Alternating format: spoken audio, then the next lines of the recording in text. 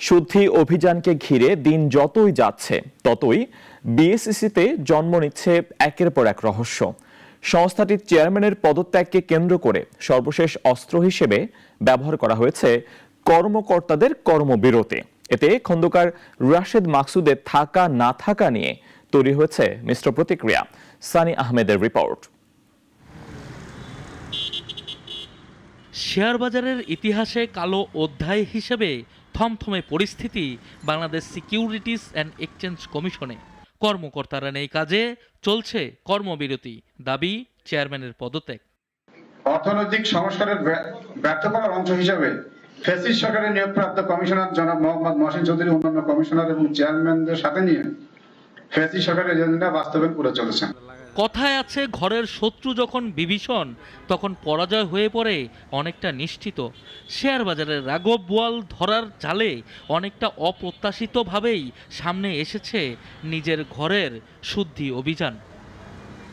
নির্বাহী পরিচালক সাইফুর রহমানের চাকুরির বয়স 25 পার হওয়ায় তাকে পাঠানো হয়েছে অবসরে। তবে এর সঙ্গে যুক্ত হয়েছে তার বিরুদ্ধে আনা কিছু অভিযোগ। বিএসইসির মাধ্যমে বাস্তবায়িত 25 কোটি টাকার একটি প্রজেক্টের প্রকল্প পরিচালক হিসেবে দায়িত্ব পালন করেন সাইফুর রহমান, কিন্তু প্রজেক্ট শেষ না করেই তার রিপোর্ট জমা দেওয়া হয়েছে, যেখানে ছিল না তৎকালীন চেয়ারম্যানের স্বাক্ষর। বিষয়টি তদন্তে থাকা ও তার চাকুরির বয়স 25 পার হওয়ায় তাকে অবসরে পাঠানোর সিদ্ধান্ত নেয় বর্তমান কমিশন। উদ্দেশ্য ছিল বিএসইসির কর্মকর্তার ওপর যেন নেতিবাচক প্রভাব না পড়ে। কিন্তু কমিশনের অন্যান্য কর্মকর্তা কর্মচারীদের আন্দোলন, বিক্ষোভ আর কর্মবিরতিতে ঘটনা মোড় নেয় আরও গভীরে।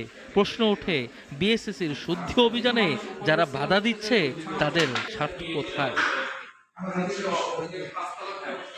এদিকে গেল দুদিনের অপ্রীতিকর পরিস্থিতি মোকাবেলা করে বৃহস্পতিবার দুপুরে অফিস করেন সংস্থাটির চেয়ারম্যান খন্দকার রাশেদ মাকসুদ। জানান, দুর্নীতি দমনে আরো জোরদার করা হবে কার্যক্রম। আমাদেরকে বলেছে আমরা যে কাজগুলো করছি সেগুলো আরো যাতে জোরদারভাবে করতে পারি সেই কাজটা করে যাব, এটুকুই আমরা। খন্দকার রাশেদ মাকসুদের বিএসইসিতে থাকা না থাকা নিয়ে তৈরি হয়েছে মিশ্র প্রতিক্রিয়া। বিএসইসির কর্মকর্তারা একদিকে যেমন হয়েছেন একাধিক গ্রুপ, অন্যদিকে বিনিয়োগকারীদের মধ্যে রয়েছে দোটানা। কারণ রাশেদ মাকসুদ থাকলে পুঁজিবাজারের অনিয়ম, দুর্নীতির মুখোশ উন্মোচিত হবে, সেটা যেমন ঠিক, তেমনি অদৃশ্য কোনো শক্তির চাপে পুঁজিবাজারের নেতিবাচক প্রভাব পড়ে বিনিয়োগকারীরা তাদের হারাতে পারেন পুঁজি, সেটাও তেমন ঠিক। কারণ দিন শেষে সবাই চায় পুঁজিবাজারের গতিশীলতা। সানি আহমেদ, নাগরিক, ঢাকা।